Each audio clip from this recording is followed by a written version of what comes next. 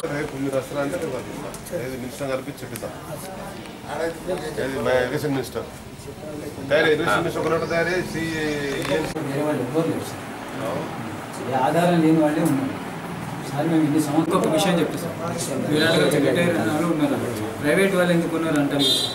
ఏ project అయినా నిర్మాణం చేసినప్పుడు క్యాంప్ నిర్మాణం చేసినప్పుడు స్కూల్స్ కావాలి, కాలేజెస్ కావాలి, రిక్రియేషన్ పార్క్ కావాలి, షాపింగ్ ఇది బార్బరీ ఉండాలి, ల్యాండ్ ఇవన్నీ ఉండాలని డిపార్ట్మెంటల్ సోర్స్ అవన్నీ ప్రారంభంలో మార్కెటింగ్ తర్వాత మార్కెటింగ్ ఇవన్నిటికి ఉంటుంది. కమ్యూనిటీ హాల్ కానీ ఇవి కానీ ఎన్నో రకాలు ఉంటాయి వసతులు. ఇక్కడ ఏముండే సార్, మేము ఇక్కడ వేరూరు క్యాంప్కి వచ్చినప్పుడు 42 years బ్యాక్ ఒక అగ్గిపెట్ట కావాలంటే ఇది కొత్తిమీర కావాలి 3 kilometers తీసి ఇక్కడికి రావాల్సి వచ్చింది.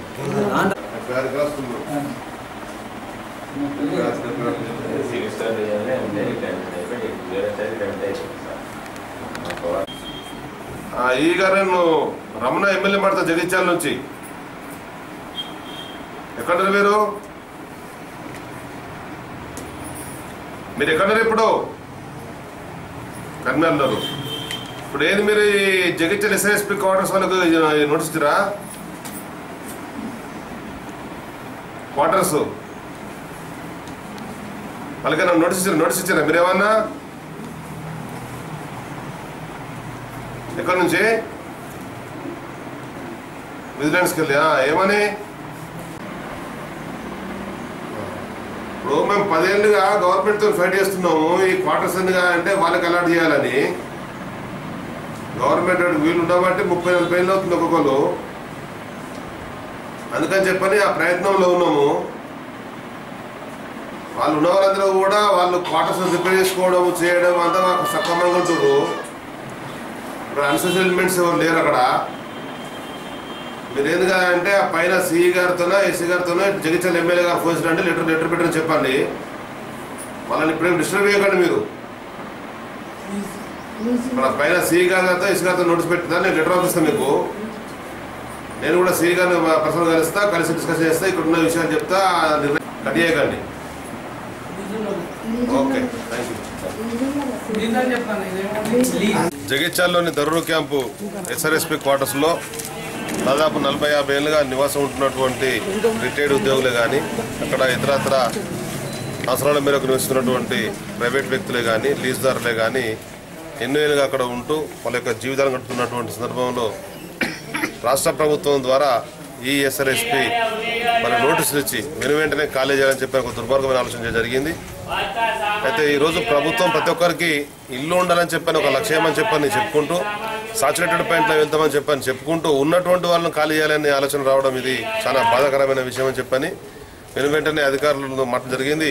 ఏదేమైనా కానీ ఇక్కడ ఉండి నివసించేటువంటి కూడా ఆ స్థలాల్లో ఉండే విధంగా నా వంతుగా నేను రాష్ట్ర ప్రభుత్వం ఒత్తిడి చేస్తానని చెప్పని ప్రభుత్వం కూడా పునరాలోచన చేసి నోటీసులు ఉపసంహరణ చేసుకోవాలా. అక్కడ ఉండేటువంటి వాళ్లకు ప్రభుత్వ నిర్ణయించినటువంటి ధరకు అనుగుణంగా హౌసింగ్ బోర్డు గతంలో ఏ విధంగా అయితే ఇచ్చిండ్రో అదే విధంగా ఇచ్చినట్టయితే వీళ్ళు కొనుగోలు చేయడానికి సిద్ధంగా ఉన్నారు కనుక దాన్ని కొనసాగించాలని చెప్పని ఆ ధరలకే వీళ్ళందరికీ కూడా ఆ యొక్క స్థలాలను కేటాయించాలని చెప్పని ప్రభుత్వం డిమాండ్ చేస్తున్నారు. వస్త్ర వ్యాపారుల ఐక్యత, వస్త్రాలపై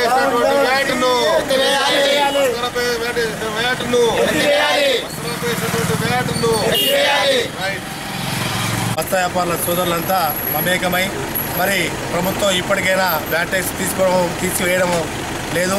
అందుకే మరి మేము ఇంకా తీవ్ర నిరసనలో భాగంగా మరి కరీంనగర్ జిల్లా మంత్రివర్యులు చంద్రబాబు గారికి జగిత్యాల పట్టణం నుంచి దాదాపు ఒక 25 మంది సభ్యులను కలిసి వారికి వినతిపత్రం ఇవ్వడానికి కొరకు ఈరోజు అందరం అక్కడికి వెళ్ళడం జరుగుతుంది. ఇప్పటికైనా ప్రభుత్వం కళ్ళు తెరిచి ప్రభుత్వం నుంచి సీఎం గారు ఈ వ్యాట్ ట్యాక్స్ తీసివేసే నిర్ణయం దిశలో పోవాలని కోరుకుంటున్నాం. ట్యాక్స్ విషయంలో ఈ రోజుకు 12 రోజులు మేము బంద్ నిర్వహించాము. ఈ 12 రోజులైనా ఇంతవరకు ప్రభుత్వంలో ఎలాంటి చలనం లేకపోవడం వల్ల ఇంకా మా స్ట్రైక్ ఉధృతం చేయడానికి ఈరోజు హైదరాబాద్ వెళ్ళడానికి నిర్ణయించుకొని మా ఎమ్మెల్యే గారి ద్వారా మేము హైదరాబాద్ వెళ్తున్నాం. అక్కడ శ్రీధర్ బాబు గారికి జిల్లా మంత్రి గారికి వినతి పత్రం ఇచ్చి మా స్ట్రైక్ని ఇంతకంటే ఎక్కువ ఉధృతం చేయడానికి నిర్ణయించుకొని మేము ఈరోజు వెళ్తున్నాం. వెంటనే ఈ రోజైనా ముఖ్యమంత్రి గారు ఈ సెన్సిటివ్ కమోడిటీస్ పరిధి నుండి మా వస్త్రాలను తొలగించి జీవో నెంబర్ 5ను వెంటనే తొలగించాలని మేము విజ్ఞప్తి చేస్తున్నాం. Thank you. రాష్ట్ర ప్రభుత్వం రాష్ట్రంలో ఉన్నటువంటి వస్త్ర వ్యాపారం మీద వ్యాట్ వేయడం వల్ల వచ్చేటువంటి ఇబ్బందులు, బాధలు, నష్టాలు, కష్టాలను కూడా విడమరి చెప్తూ రాష్ట్ర వస్త్ర వ్యాపార సంఘం పెద్ద ఎత్తున ఆందోళన చేస్తూ వ్యాట్ను ఎత్తివేయాలని చెప్పని వస్త్రాలు అనేటివి పేద నిరుపేదలందరూ కూడా రోజు వాడేటువంటిది దాన్ని సెన్సిటివ్ కమ్యూనిటీస్ పేరు మీద ప్రభుత్వం నిర్ణయించి ఒక దుర్మార్గమైన ఆలోచనతో పెద్ద ఎత్తున తన యొక్క ధనదాహాన్ని తీర్చుకోవడానికి కొరకు, తన ఆర్థిక బొక్కసాన్ని నింపుకోవడానికి కొరకు మరి ఒక భారాన్ని వేయడం జరుగుతుంది. దీనివల్ల ప్రజల మీద ప్రత్యక్షంగా భారం పడుతుంది కనుక వెంటనే ఎత్తివేయాలా. అటు ప్రజల మీద భారం పడడంతో పాటు ఈ వ్యాపారస్తుల మీద కూడా అనేకమైనటువంటి ఇబ్బందులు కూడా ఖాయం కనుక ఇబ్బందులు తొలగాలన్నా, ప్రజల మీద భారం పడకుండా ఉండాలన్నా కానీ మరి వ్యాట్ అనేది వేయకూడదని చెప్పనేటువంటి ప్రధానమైన డిమాండ్తో ఈరోజు జగిత్యాల వస్త్ర వ్యాపారం హైదరాబాద్ పైన జరిగింది. దీనికి సంఘీభావంగా కూడా తెలుగుదేశం పార్టీ టీడీఎల్పీ ఈరోజు హైదరాబాద్లో గన్ పార్క్ నుంచి అసెంబ్లీ వరకు పాదయాత్ర చేస్తూ రాష్ట్ర ప్రభుత్వ ముండి వైఖరి నశించాలని చెప్పని వెనువెంటనే వ్యాట్ తొలగించాలని చెప్పని వ్యాట్ వల్ల పడుతున్నటువంటి నష్టాన్ని ఇబ్బందులు కూడా అసెంబ్లీ వేదిక ద్వారా టీడీఎల్పీ ఈరోజు నోటీస్ ఇచ్చి అసెంబ్లీని స్తంభించేసినటువంటి కార్యక్రమాలను సందర్భంగా తెలియజేస్తూ రాష్ట్ర ప్రభుత్వం ఇప్పటికైనా కళ్ళు తెరవాలా. ఇప్పటికే వేల కోట్ల ఆదాయం పెరిగిన ఆదాయము ఇతర మార్గాల ద్వారా దోచుకునేటువంటి నైజాన్ని వదిలి నిజాయితీగా ఆ డబ్బులను సక్రమంగా పంపిణీ చేసినట్టయితే అనుకున్న విధంగా లక్ష్యాలు నెరవేర్చుకోవచ్చు. కానీ ఈరోజు దుర్మార్గమైన ఆలోచనతో వస్త్ర వ్యాపారం మీద వేసేటువంటి వ్యాట్ను వెంటనే ఎత్తివేయాలని చెప్పని తెలుగుదేశం పార్టీ పరంగా డిమాండ్ చేస్తున్నాం.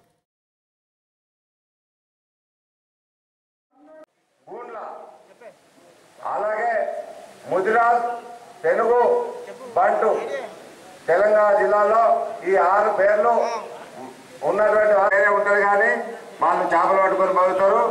చేపలు పట్టుకునేటువంటి వాళ్ళందరికీ కూడా ప్రపంచవ్యాప్తంగా ఒక పేరు మత్స్యకారులు.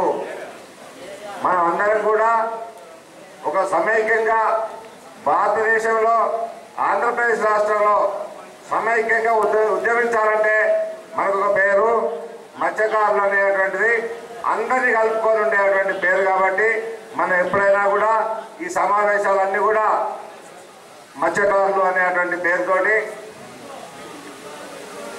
నడిపించుకుంటాం.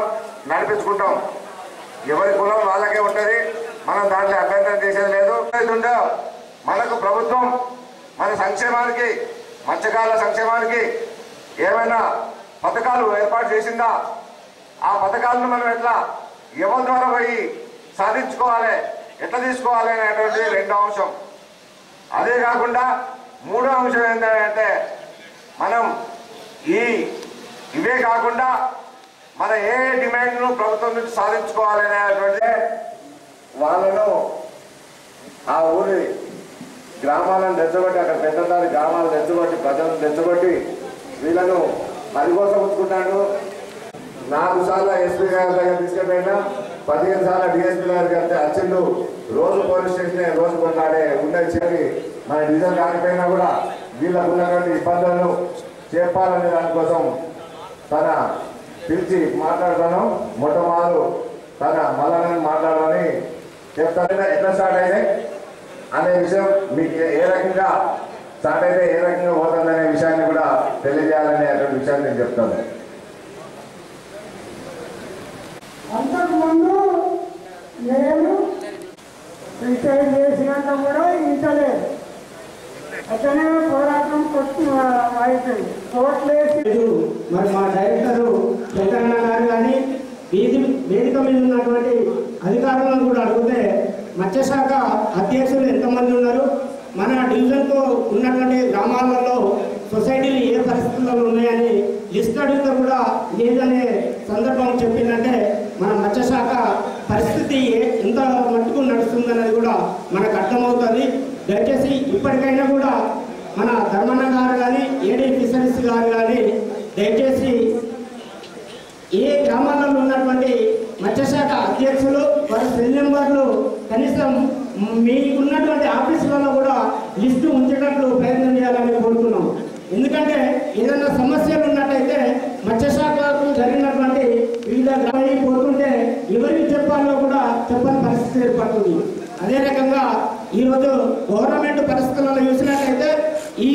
గౌడ సంఘంకు ఒక సభ్యుడు అనుకోని సంఘటన జరిగి చెట్టు మీద జారి పడ్డా కూడా చనిపోయినా కూడా ఎక్స్రే కేసు కింద 2 లక్షల రూపాయలు కాళ్ళు చేతులు తిన్నా కూడా కొంత నష్టపరిహారం ఇస్తారు.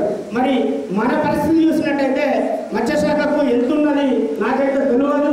మరి ఆ పరిస్థితులలో కాకుండా మరి ధర్మన్న గారు కూడా ఇది 2వసారి అనుకుంటా జిల్లా శాఖ అధ్యక్షులుగా, మరి వారు కూడా ప్రతి సంవత్సరం లేదా 6 నెలలకు ఒకసారన్నా కూడా డివిజన్ స్థాయిలో ఇటువంటి అవగాహన సదస్సులు పెట్టినట్టు ఉంటే సమస్యలు ఏదైనా ఉన్నట్టయితే మనము ఈ సమస్యలు పబ్లిక్ దృష్టికి, ప్రభుత్వ దృష్టికి, కలెక్టర్ దృష్టికి కానీ మంత్రి వారిలు ఎంపీ ఎమ్మెల్యే దృష్టికి తీసుకుపోయి మన సహాయక పాలన తీర్చే పరిస్థితి ఏర్పడతాయి.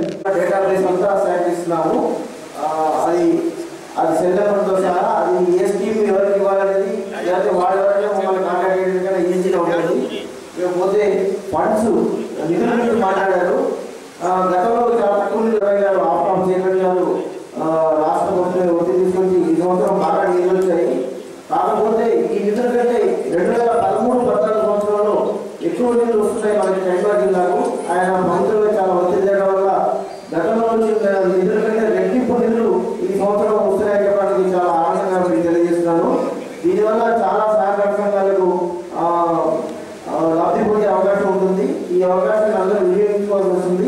ఎలాంటి స్కీములు ఉన్నాయి, ఏ స్కీములు ఉన్నాయి అనేది మనకి తర్వాత చెప్తాను. ప్రస్తుతం ఆయన ఇచ్చిన కొన్ని సలహాల గురించి మాత్రం చెప్తున్నాను. సబ్సిడీ మీద సీడ్ సప్లై జరుగుతుంది. మొదటి ఫేజ్లో 9 సంఘాలకు ఇవ్వడం జరిగింది. రెండవ ఫేజ్లో 4 సంఘాలకు ఇవ్వడం జరిగింది. అది తక్కువ బడ్జెట్ రావడం అట్లయింది. ఈ సంవత్సరం 2013-14 సంవత్సరానికి చాలా బడ్జెట్ వస్తుంది. చాలా సహకార సంఘాలను కవర్ చేయడానికి అవకాశం ఉంటుంది. కాబట్టి ఈ వచ్చే వర్షాకాలంలో మత్స్యకారులు, మత్స్య సహకార సంఘాల వాళ్ళు ఎక్కడైనా సీడీ ఉంటే రసీదు తప్పకుండా తీసుకోండి. ఆ రసీదు ఉంటేనే ఈ 50% సీడ్ సబ్సిడీ పథకం కింద మనం లబ్ధి అందజేయడానికి అవకాశం ఉంటుంది. కాబట్టి సీడీ ఎవరైతే ఎక్కడైతే ఒప్పుకుంటారో ప్రైవేట్ కంపెనీ కానీ గవర్నమెంట్ కానీ ఎక్కడైనా కానీ రసీదు తప్పకుండా తీసుకోవాలి. తీసుకొని దాన్ని అప్లై చేసుకుంటే వస్తుంది. బయట దేశాలు బయట మత్స్యకారులు ఏం చేస్తున్నారు, మనం ఎలా ఉన్నాం వాళ్ళతో కంపేర్ చేసుకోవచ్చు. బయట వనరులు ఎలా ఉన్నాయి, వాటిని వాళ్ళు ఎలా ఉపయోగించుకుంటున్నారు, ఎక్కువ అధిక దిగుబడి ఎలా సాధిస్తున్నారు, ఇవన్నీ తెలుసుకునే అవకాశం ఉంటుంది. దీంతో అందుకని నేను ఆత్మ అనుకుంటున్నాను.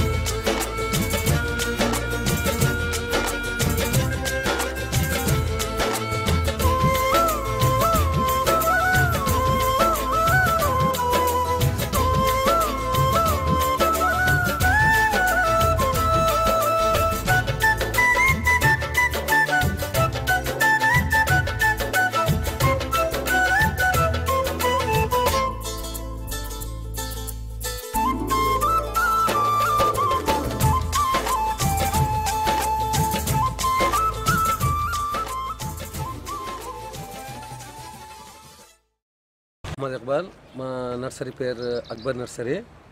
నేను ఈ అక్బర్ నర్సరీ నా సొంతమే. నేను ఇంతకుముందు బయట పోయినాను కొన్ని సంవత్సరం. 87 నుంచి 2002 దాకా నేను బయటనే ఉన్నాను. మళ్ళీ అక్కడ ఈ పని నేర్చుకున్నాను, గ్రాఫ్టింగ్ అంటూ వగేరా ఇవన్నీ నర్సరీ పని నేర్చుకున్నాను. వచ్చిన తర్వాత నుంచి నేను మామిడి బిజినెస్ చేసినాను. నాకు నచ్చలేదు, ఎందుకంటే ఆ పచ్చి బేరం ఉన్నది, లక్షలు పెడుతున్నాను, లాస్ అవుతున్నాం, లాభం అయితే అది నాకు నచ్చలేదు సరిగా మాట. అది ఇడిసిపెట్టి నేను పని చేస్తే 10 మందికి లాభం జరగాలని అనుకున్నాను. ఆ లెక్క ప్రకారం ఏం చేయాలని ఆలోచించి నేను నర్సరీ చేసినాను. ఇప్పుడు ఈ నర్సరీలో నా దగ్గర 10 మంది పని చేస్తున్నారు, 10 మందికి నేను సేవ చేస్తున్నాను. ఇప్పుడు అన్ని రకాలు పండ్ల ముక్కలు కానీ పూల ముక్కలు కానీ మున్పు నేను బయట నుంచి తీసుకొచ్చినాను. ఇప్పుడు అన్నీ నేను 90% ఇక్కడే నేను తయారు చేస్తున్నాను. కానీ తెలియకప్పుడు నేను బయట నుంచి తీసుకొచ్చిన, రాజమండ్రి తీసుకొచ్చిన, బెంగళూరు, పూనా, చెన్నై ఇవన్నీ తిరిగి తీసుకొచ్చిన. కానీ ఇప్పుడు 99% నేనే ఇక్కడ తయారు చేస్తున్నాను.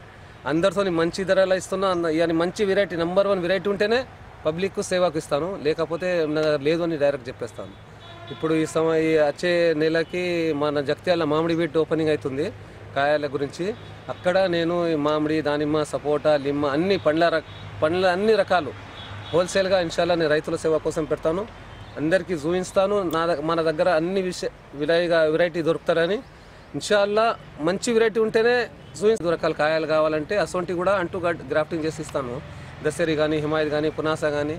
మళ్ళీ ఇవి పండ్ల ముక్కలు కూడా నేను బోన్సాయిలో నేను తయారు చేస్తున్నాను. ఫస్ట్ పండ్ల ముక్కలు నేను తయారు చేసిన బోన్సాయిలో నాకు తెలియదు. కలెక్టర్ మేడం అడిగితే అప్పుడు తీసుకొచ్చి నేర్చుకున్నా. అంటే ఇదేముందా, ఇప్పుడు ఎన్నో నేను సేల్ చేస్తున్నా. మేడం కూడా కొన్ని ముక్కలు తీసుకుపోయి పండ్లది కూడా ఇచ్చినాను బోన్సాయిలో. ఇప్పుడు మర్రి